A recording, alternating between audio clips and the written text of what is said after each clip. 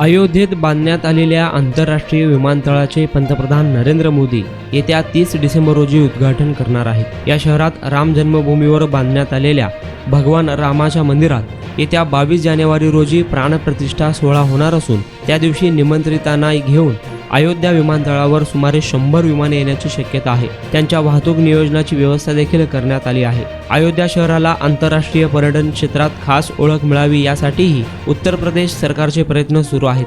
पंतप्रधान नरेंद्र मोदी यांच्या 30 डिसेंबरच्या दौऱ्यात अयोध्येत ते अनेक विकास प्रकल्पाचे लोकार्पण करणार आहेत। त्यात आंतरराष्ट्रीय विमानतळाचा देखील समावेश राहणार आहे। तसेच त्यांची त्या दिवशी जाहीर सभा देखील होणार आहे।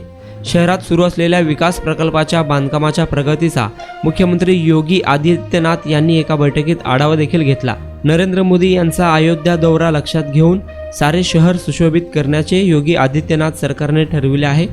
त्यासाठी विकास कामे युद्ध पातळीवर करण्यात येत आहे।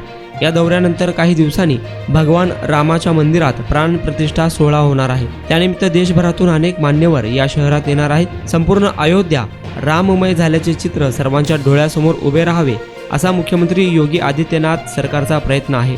सध्या शहरामध्ये 3000 सफाई कर्मचारी आहेत। त्याची संख्या 5000पर्यंत वाढविण्यात येणार आहे।